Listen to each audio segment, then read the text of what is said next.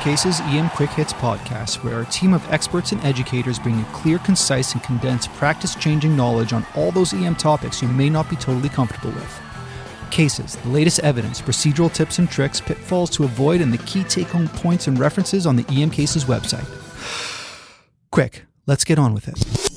Before we get started on the quick hits, the EM Cases course in February 2021 will be a virtual conference. Now, the beauty of going virtual is that the small group roundtable discussions with your favorite EM Cases guest experts are perfectly suited for Zoom breakout rooms. This isn't going to be lecture-type videos one after the other. Those are really hard to pay attention to virtually. This is going to be as interactive as the in-person course that we've been doing for the last 6 years. Our ED program at the University of Toronto has also developed this amazing online simulation setup, so we're going to do group simulations virtually as well. And we've got a superlative lineup for you, including many of the superstars that appear on EM Quick Hits, like Andrew Petrosoniak, Sarah Gray, and Justin Morgenstern, just to name a few. Okay, now on to the quick hits. So we had age-adjusted D-dimer to rule out PE, which works quite well. Now we've got a new adjusted D-dimer. This time, it's clinical pretest probability adjusted D-dimer. So for the best of Rebel EM this month, my friend Salim Rezaie is going to talk about how the recent PEG-ED study shows promise for adjusting the cutoff of D-dimer according to your pretest probability. Now, why is PEG promising? Because, as you'll see, it reduces CT utilization without missing significant PEs. Oh, and I forgot to mention about the EM Cases course. Tickets will go on sale on November 10th. Anton reached out to me about a video I made recently about a clinical trial called the PEG'd trial. And this was a paper by Kieran C. et al., Diagnosis of Pulmonary Embolism with D-dimer Adjusted to Clinical Probability, published in the New England Journal of Medicine 2019. The question these authors were essentially trying to answer is, does a probability-based D-dimer threshold safely exclude the diagnosis of PE without further imaging? Now, eligible patients were assessed for pulmonary embolism using a 7-item Wells clinical prediction rule to categorize patients into a clinical pretest probability. And they were broken into 3 groups: a low-risk Wells score, which was 0 to 4, a moderate risk, which was 4 to 6, or high, which was greater than 6. Now, what the authors did here is in the low-risk group, they set their D-dimer threshold to 1,000 nanograms per ml, and this is in FEUs for the low clinical pretest probability group. Now, oftentimes, most people would set this at 500, but for this study, they took it up to 1,000, so they doubled their cutoff. For the moderate risk group, they left things exactly the same. They set their D-dimer cutoff threshold at 500 nanograms per ml, again in FEUs, and this is typically what we would do for moderate risk group patients. Now, in the high clinical pretest probability group, these patients went directly to imaging. There was no D-dimer testing, and we all know that D-dimers in the high-risk group has a high rate of false negative. So that's probably appropriate in what I'm at least doing in my practice. Now, for patients in the low and intermediate risk groups, for the D-dimer threshold that was set, if they fell below this, then they were discharged without chest imaging. So this was just over 2,000 patients, and the primary outcome was incidence of venothromboembolism during a 90-day follow-up period among patients with low or moderate clinical pretest probability and a negative D-dimer test. These patients basically received no anticoagulation therapy and were sent home and followed up. Now, just so you know some of the numbers, patients that were in the low-risk group was just over 1,700 patients. Patients in the moderate risk group was just over 200 patients, and in the high-risk group was only about 47 patients. For patients in the low-risk Wells score with a D-dimer threshold cutoff of 1,000, there was 467 of them that had a D-dimer under 1,000, and they missed 0 venothromboembolisms at 90 days in this group.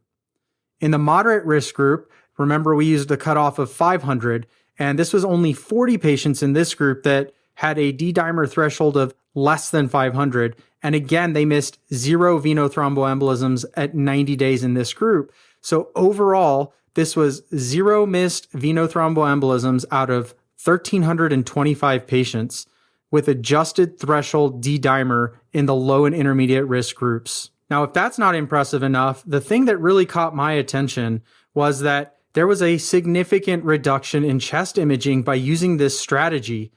If we were to use a standard strategy where we used a cutoff of 500 for our D-dimer in the low risk group, we would probably CT scan about 51.9% of this population.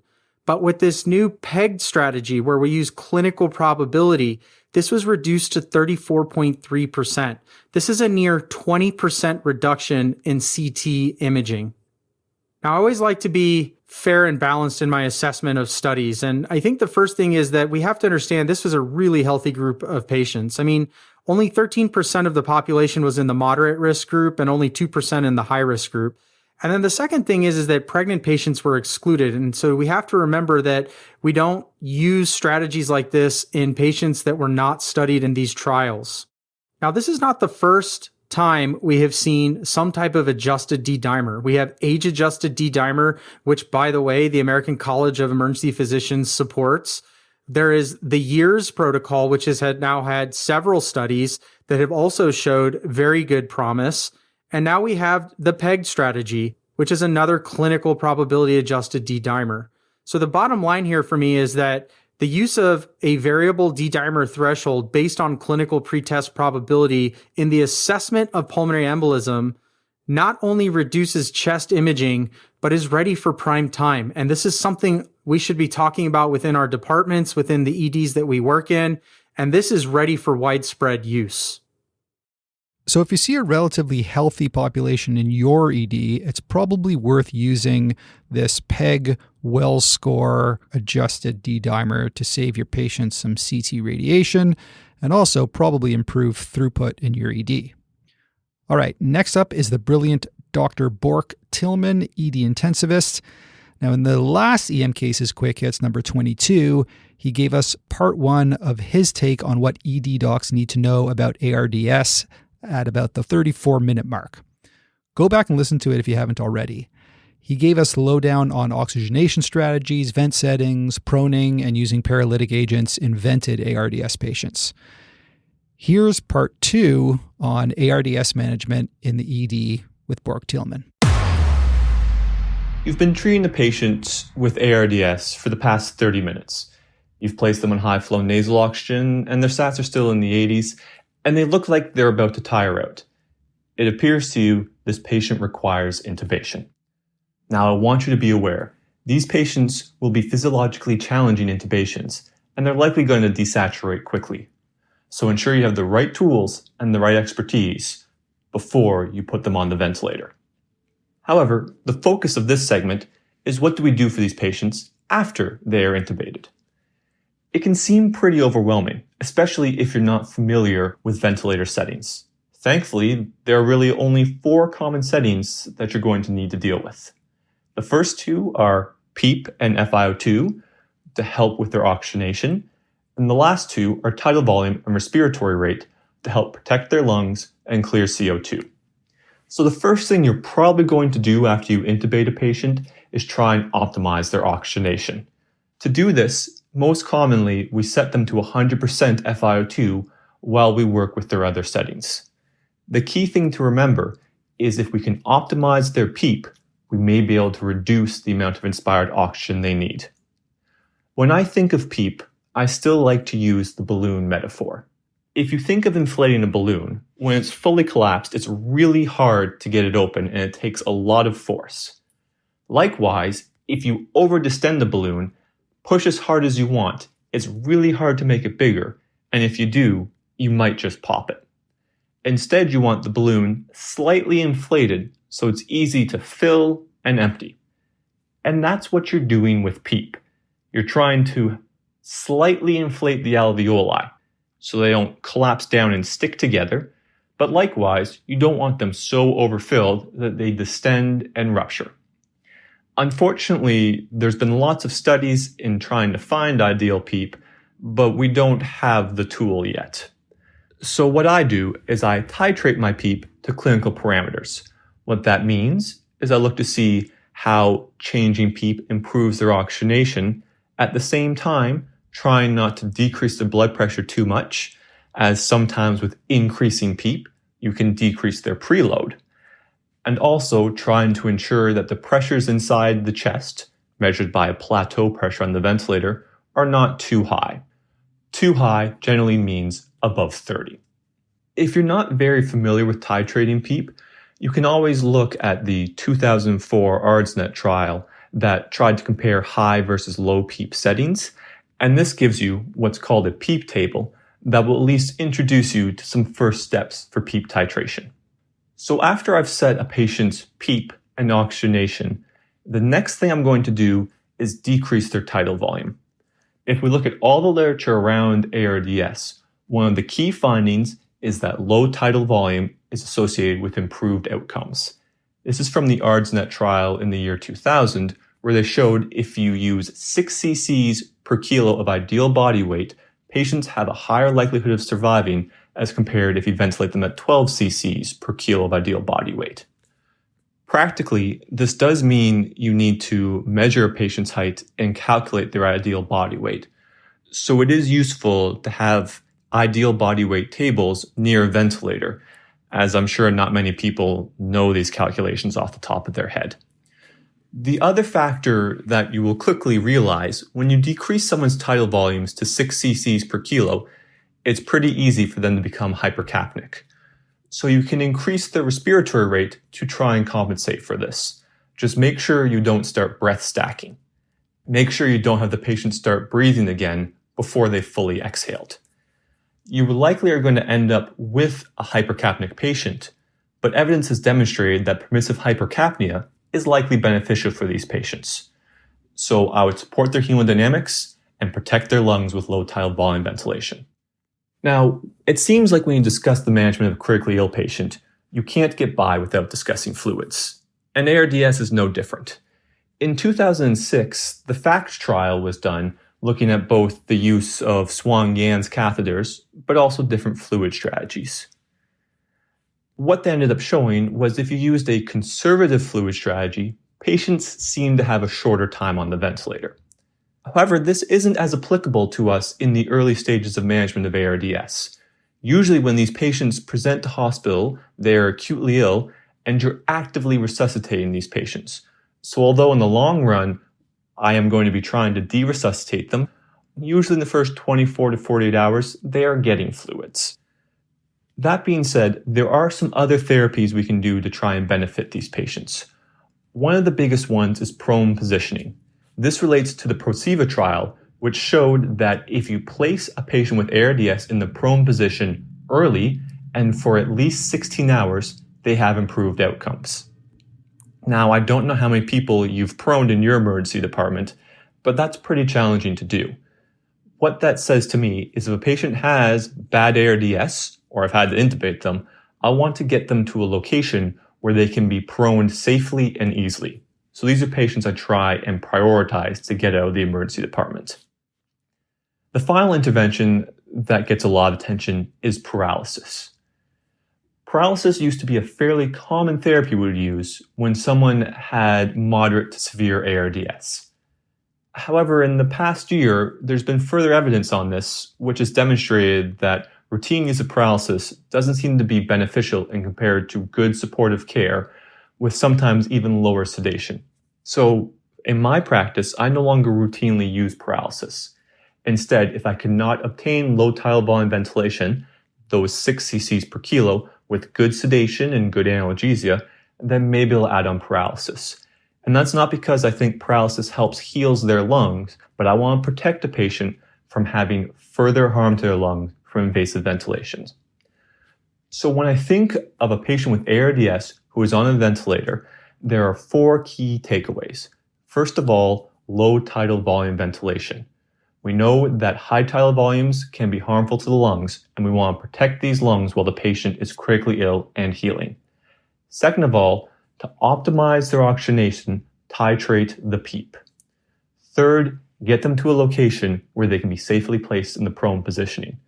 And finally, I'm no longer routinely using paralysis, but if it's going to help me obtain low tidal volumes and protect a patient's lungs, then yes, I will add it on.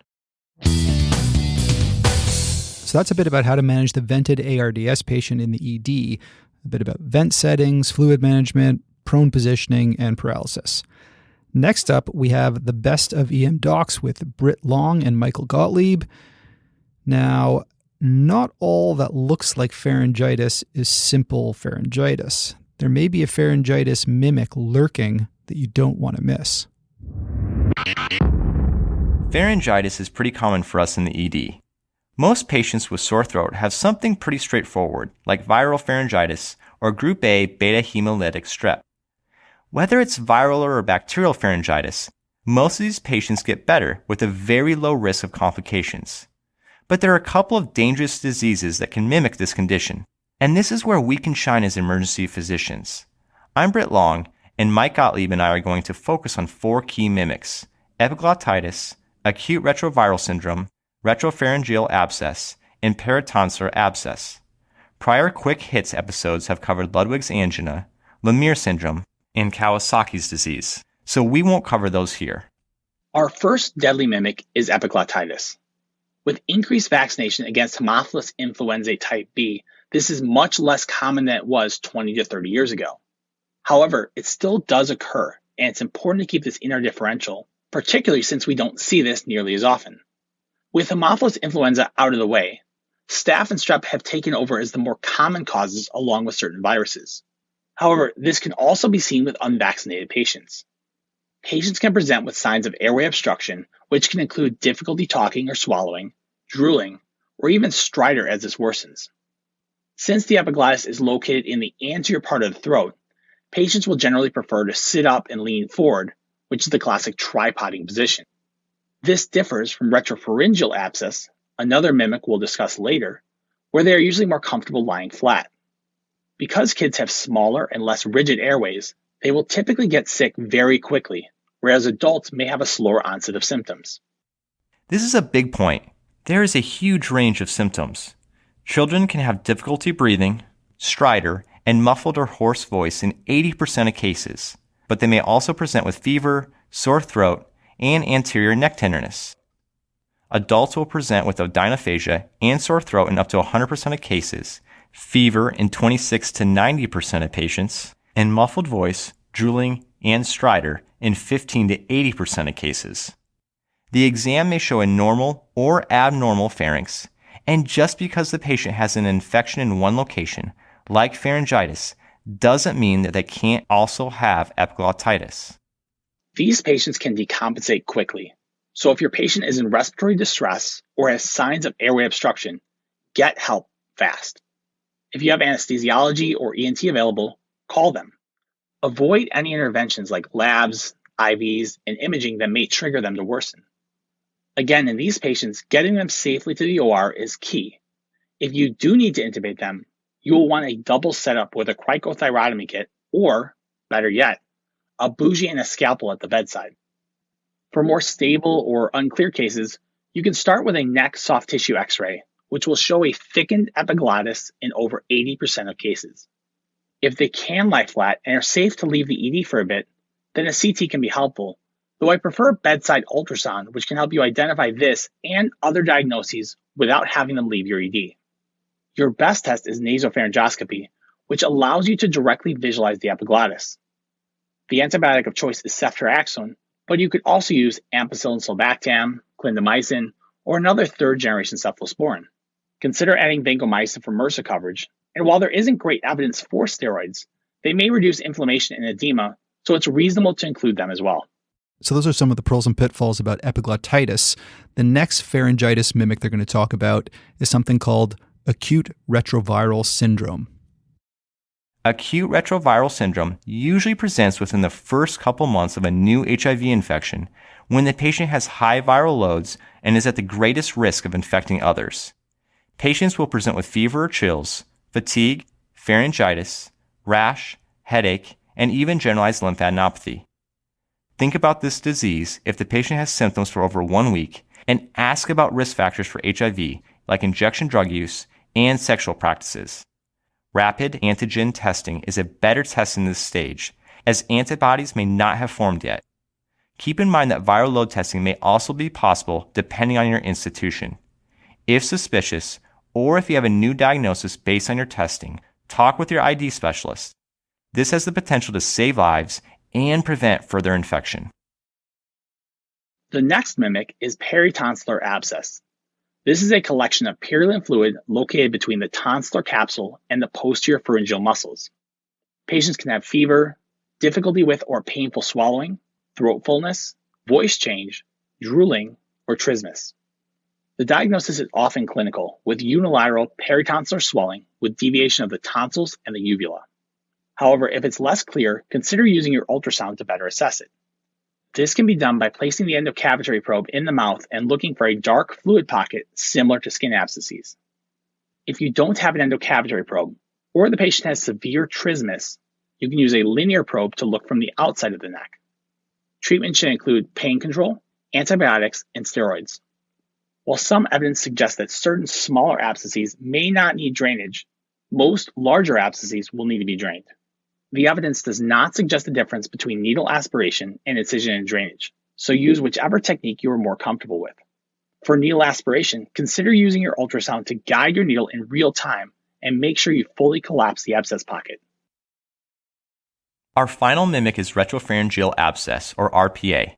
This is a suppurative, deep space infection of the neck, or the potential space between the posterior pharyngeal wall and prevertebral fascia, which can then spread into the mediastinum. It's more common in kids and adults, and often occurs after an upper respiratory infection, but it can also happen by direct inoculation after oropharyngeal trauma, or things like laryngoscopy, endoscopy, or even dental procedures.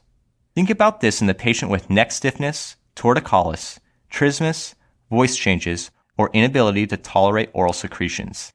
Patients may also have bulging of the posterior pharyngeal wall. You have a couple of choices for diagnosis. Lateral neck x-ray may show a widened retropharyngeal space. The prevertebral space should be less than 7 mm at C2 and less than 14 mm at C6 in kids, and it should be less than 22 mm at C6 in adults. CT with IV contrast is probably your best imaging modality and can differentiate cellulitis and abscess, as well as look for spread into other areas. Once you have the diagnosis, the patient needs admission with antibiotics and ENT consultation. Love that pearl about epiglottitis patients preferring to be sitting up versus retropharyngeal abscess patients usually preferring to lie flat. And think about acute retroviral syndrome in patients presenting with pharyngitis plus prominent lymphadenopathy everywhere and who have been sick for more than a week.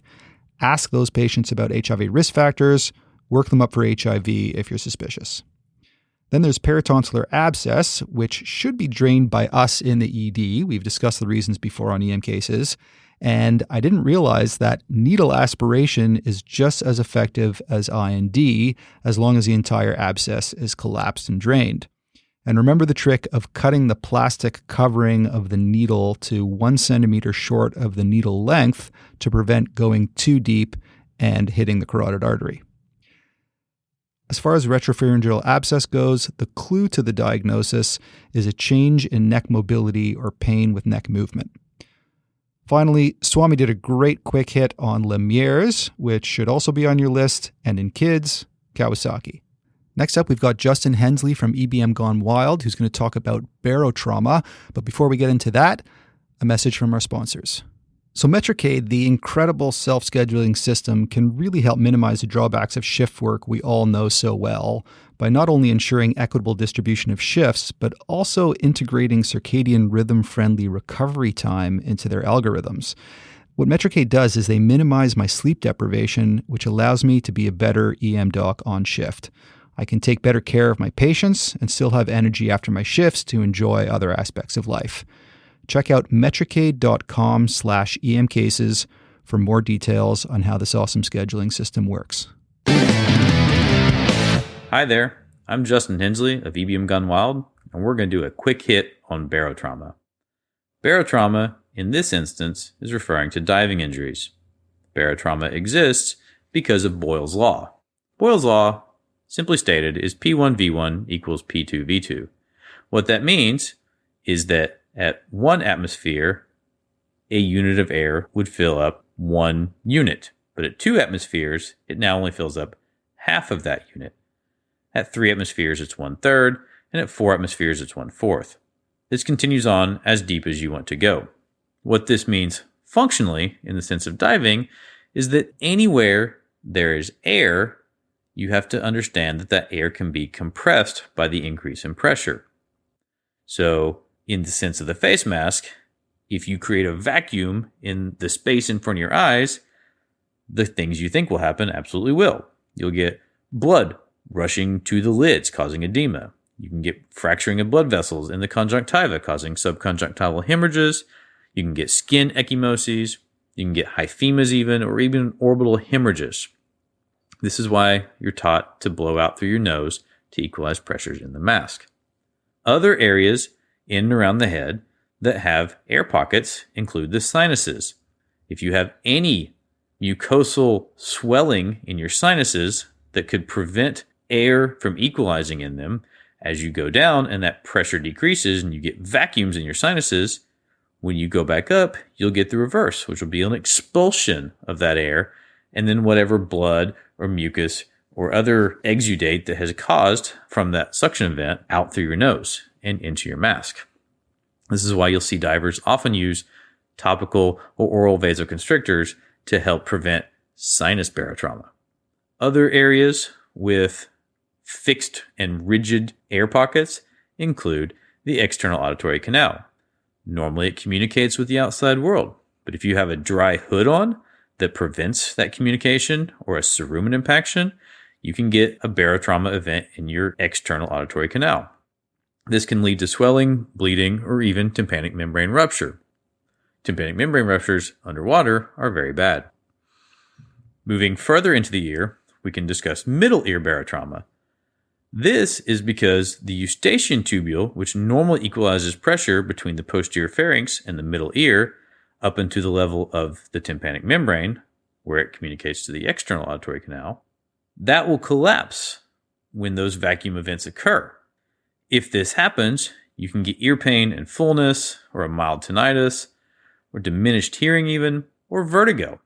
Rare events can cause tympanic membrane ruptures if the suction in the middle ear is too much and the pressure on the outside forces the tympanic membrane in. The prevention of this is equalizing eustachian tubule before it gets blocked. Some people use decongestants to prevent this as well. Moving further into the ear, we can start talking about the inner ear and the barotrauma it can exhibit. So the oval window and the round window are two membranes on the inner ear labyrinth. If you rupture either of these, either through an overly forceful valsalva in an attempt to fix a eustachian tubule problem, or a rapid descent, you will get a roaring tinnitus. I'm not talking about a mild ringing in the ears. I'm talking about it sounds like a train is driving through your head. These people will almost 100% of the time get vertigo. Vertigo on land is uncomfortable. Vertigo underwater, where you can move in all 6 axes, and if you don't know which way is up, could lead to your death, is life-threatening. You definitely want to make sure that you don't experience vertigo underwater. There are some other squeezes that can happen that are a little more uncommon. Things like suit squeeze from a dry suit, which is a very thick rubber or neoprene suit designed to keep the water away from your skin because of very cold water. That air pocket can get compressed, leading to a transudation of blood through your skin, causing weird rashes and painful itching, ecchymoses. You can also get a tooth squeeze. So if you have an air pocket in your tooth, going down can cause that tooth to implode, going up can cause it to explode, neither of which are comfortable, and you definitely don't want pain and bleeding in your mouth when your mouth is what's holding the regulator that provides you the life-giving oxygen. But when we're talking about barotrauma in diving, what we're really talking about is ascent barotrauma. That's when the air expands as we're going up. Yes, tooth squeeze has some ascent characteristics with it, but generally speaking, we're talking about pulmonary barotrauma. This is when you ascend without exhaling. It can happen in as little as 4 feet or 3.3 meters of water. Pressure forces little bubbles across those alveolar capillary membranes, leading to alveolar hemorrhages, chest pain, cough, or hemoptysis. It can lead to pneumomediastinum, which is the most common radiographic form identified. This can be asymptomatic or have chest pain, but they generally don't have respiratory distress. Sometimes they have subcutaneous emphysema, and the treatment of that is simple oxygen. But if it goes further and leads to pneumothoraces, which are less frequent, we know what pneumothoraces present as: dyspnea, breathlessness, pleuritic chest pain, and with recompression-decompression cycles, as with diving, they can become tension pneumothoraces. Obviously, the treatment of that is very different than just simple oxygen. But the big one that we need to know about is arterial gas embolism. It's a major cause of death and disability among sport divers. Air bubbles enter the pulmonary venous circulation, where they then expand and block off arterial blood flow. Symptoms are almost always a nearly instant onset, where 5% of the people who exhibit this will die immediately, and 5% will die in the hospital. That's of the identified causes. There's definitely some reporting bias in the deaths, and there's likely hundreds and thousands of people who exhibit these and are asymptomatic and never die. The symptoms, though, are all across the map. Dizziness, vertigo, headaches, stroke symptoms, limb ischemia, myocardial infarction, anything that could present as any other type of emboli can be presented as an arterial gas embolism. It can be in the smallest toe of your non-dominant foot, or it can be in the largest blood vessel leading to your brain. Treatment of this, absolute definitive treatment, is a dive chamber. We don't usually have those on the boat, so until we get to a dive chamber, you are stuck with high flow oxygen as high pressure as you can get, IV fluid to maintain cerebral perfusion pressures, and remember, we can't fly these people because any small change in pressure may lead to an expansion of the bubble even further. Finally, there's a few more rare kinds of ascent barotrauma that we sometimes talk about. Gastrointestinal barotrauma, which presents as abdominal pain because of swallowed gas that expands in volume, can lead to belching, flatulence, usually self-limiting. They get some rumbly grumblies in their tumbly, but sometimes it can cause perforations. Other more interesting rare ones are the alternobaric facial palsy, where an air bubble in the middle ear will compress and expose seventh cranial nerve, causing a facial palsy and some ear pain. You have to make sure that anybody that has stroke-like symptoms doesn't have an arterial gas embolism before you do a more conservative treatment of it, like you would for this. Fascinating stuff. Thank you, Justin.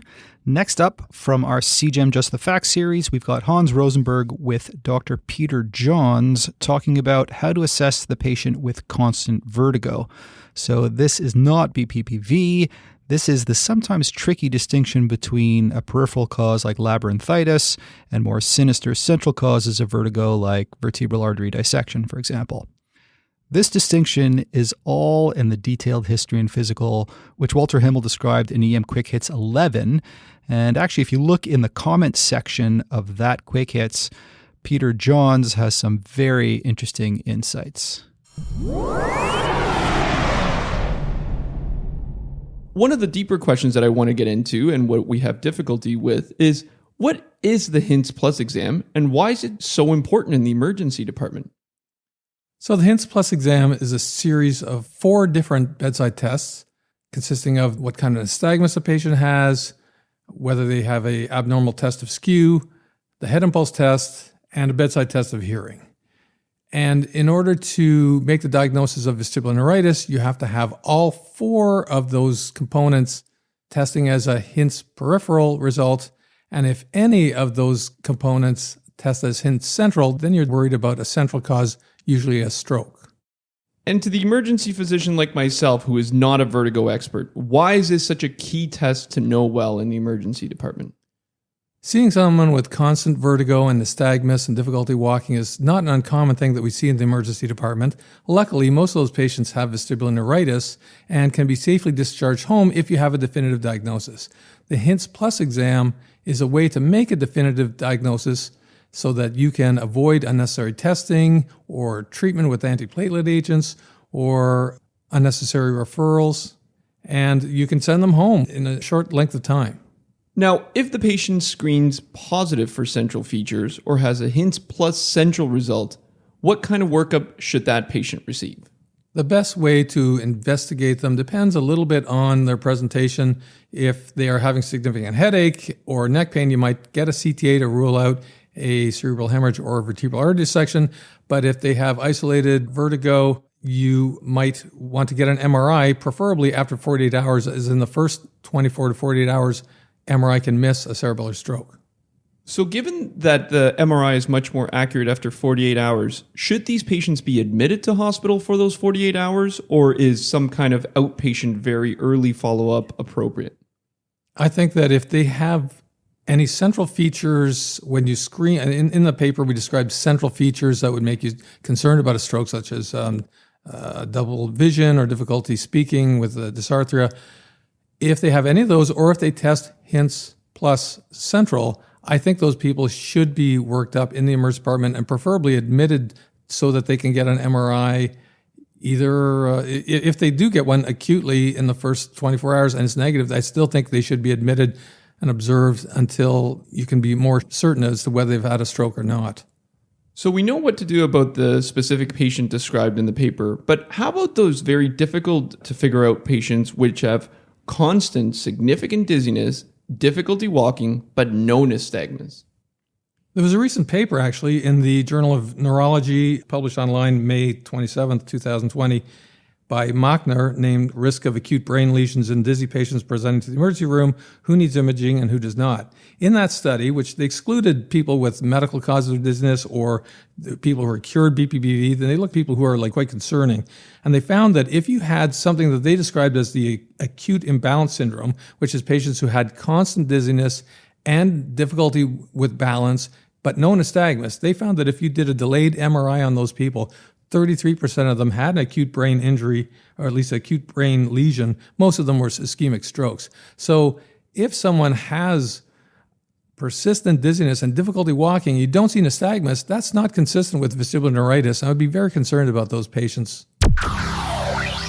I thought Walter had taught me everything you need to know about vertigo, but alas, now I know that MRI is not sensitive enough to rule out stroke until 48 hours after the insult. Great stuff. For the young EM Cases listeners out there, and maybe for a few of the older docs, we have all the EM Cases infographics and more goodies on the EM Cases Instagram feed. So if you're on Instagram, join the more than 5,000 followers there and check out the EM Cases Instagram page. Okay, last but not least on this EM Quick Hits episode, we have Justin Morgenstern, who's joined by Jeannette Wolfe, who I know fondly from podcasting courses I've taught in the past. They're going to reveal the surprising differences in CPR delivery depending on the gender of the patient.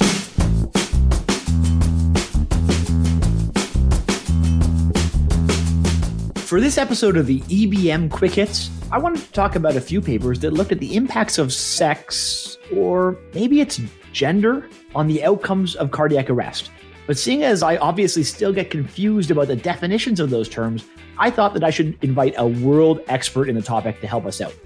Dr. Jeannette Wolfe is an associate professor of emergency medicine at the UMass Medical School Bay State.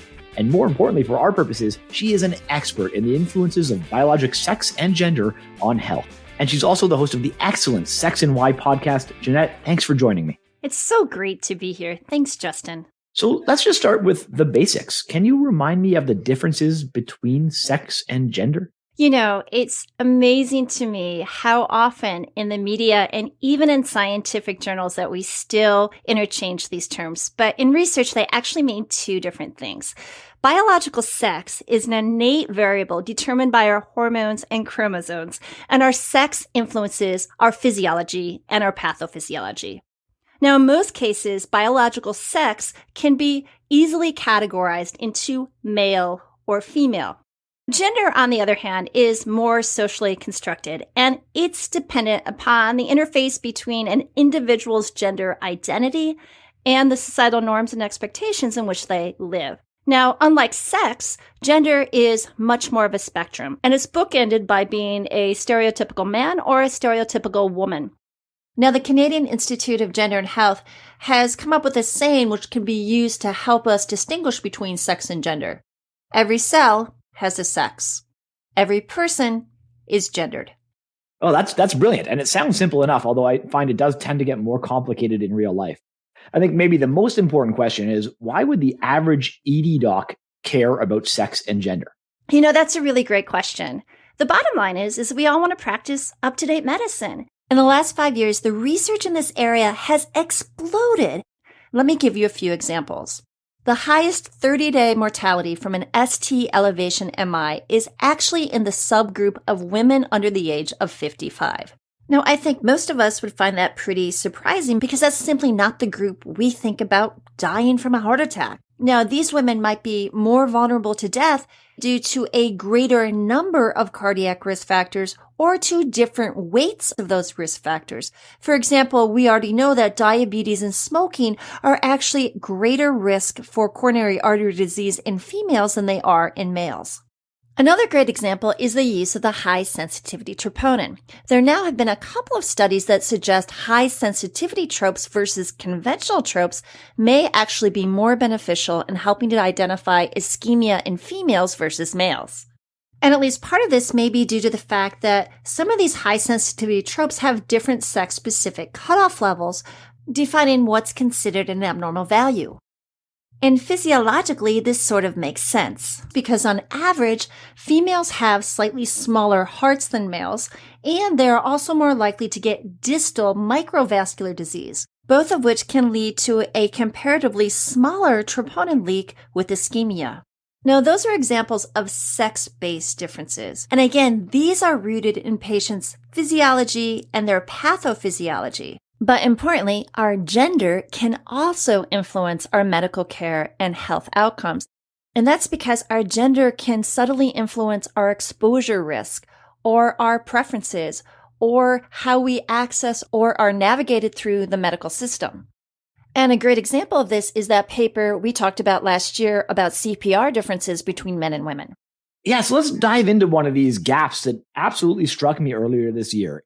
So there was a study by Bluer and colleagues in Circulation, Cardiovascular Quality and Outcomes in 2018, and it looked at data from 19,000 non-traumatic cardiac arrests as part of the Resuscitation Outcome Consortium group. Can you tell us a little bit about what they found? Sure. So their studies suggest that if you have a cardiac arrest at home and somebody is around, you have about a third of a chance of getting bystander CPR, and that the rates are similar regardless of whether you're a man or a woman. So this study suggests that if you collapse at home, there is no gender difference as to who gets CPR. Things seem to be a little different, however, if you collapse in public. Here, 45% of men versus just 39% of women receive bystander CPR. Now, at first glance, that 6% may not seem like such a big deal. But when you begin to consider the huge amount of people who collapse every year from a cardiac arrest, those numbers quickly become clinically relevant. They suggest that several thousand patients a year will or will not receive CPR based simply on their gender. Now, this study isn't perfect. It's from an observational data set, but it should make us all pause and think. Yeah, I think this is really important. Now, of course, as you say, EBM hat on, this is an association seen in observational data. So there could easily be some confounders in there that explain the results that we're not seeing. Now, you came across another study, a survey by Perman in Circulation 2019, that actually looked at reasons that people might be hesitant to perform CPR on a woman. Can you tell us briefly about those results?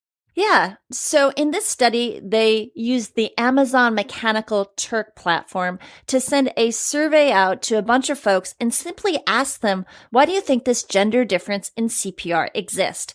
Now, understanding the limitations of any survey study, I still think there's value in this type of research because it gives us new starting points for future projects or potential interventions. So the survey results suggested 3 major themes that might be driving this gender difference. Number 1, the potential of inadvertently touching a woman's breast, and at the extreme, a concern of an erroneous sexual assault charge. Number 2, a belief that women may simply be more frail than men so that if you start CPR on them unnecessarily, they are more likely to be injured. And number 3, a belief that men and women may simply collapse from different causes, in that the stereotype of who dies from a cardiac arrest is a man and not a woman. People may not appreciate that when a woman collapses that she too might be having a cardiac arrest. You know, I was pretty surprised by those results. I would have never guessed that people were afraid to start CPR because they thought that women were too frail. So, it sounds like just teaching CPR is not going to be enough. We're going to have to get out there and dispel some myths as well. And I guess it's a good time to remind people of those Good Samaritan laws that would protect them from those potential sexual assault allegations. To sum up today's papers, women are less likely to get bystander CPR in the community, and we have a few guesses why. Now, these are not the only papers that show a significant difference between men and women when it comes to cardiovascular care. Women are also more likely to have a DNR order placed on their chart if they do survive to hospital admission, and there are also significant differences between men and women when it comes to STEMI care. I think the big takeaway for me, the real reason that I wanted to talk about these papers, is the fact that these gaps exist at all. I'm continuously blown away. The more that I look, the more it seems like sex and gender have huge impacts on our patients' health and the care that we give. Often the only reason that we don't see it is because we don't bother to look. So for any researchers out there, make sure that you're including both men and women in your trial and looking for possible differences. Now let's close with some possible clinical takeaways. Jeannette, how did these papers change your approach to teaching or managing cardiac arrest? I would start simple. So many of us who are healthcare providers teach ACLS and BLS. Let's start with low-lying fruit. And that when we teach CPR, we need to emphasize that, yeah, it can be super awkward to touch somebody's breast, but guess what? When we do CPR on people, it affects outcomes and it can save their life. So take a deep breath and sort of get over it. And to help with this conversation, I want to share with people this great project called the Womanican Project, which is spelled mannequin with a W-O in front of it. And what this group did was develop a sweater vest with sewn-in breast cups. And the pattern is available free online. And this vest can then be fitted over any standard CPR torso so that students have a chance to practice CPR on a simulated female model and so that the instructors can help normalize the whole topic. That sounds like such an incredible project because I have to tell you, every time I've trained in CPR, it's been on a flat-chested plastic male mannequin. So simply transforming this into a female starts that conversation and hopefully dispels some of those misconceptions about doing CPR on a woman.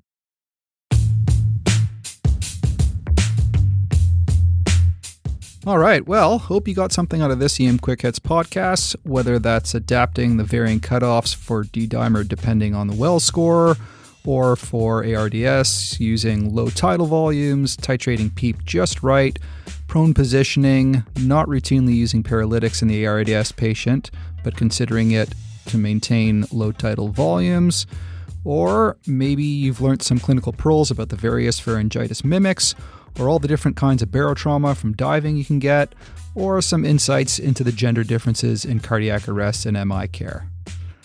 For the next main episode podcast, we have two of the most experienced EM docs that I've ever had on EM cases, Walter Himmel and the mighty return of Brian Steinhardt. We're going to cover a topic that is fraught with misconceptions and pitfalls. I'll leave it at that. So until next time, take it easy.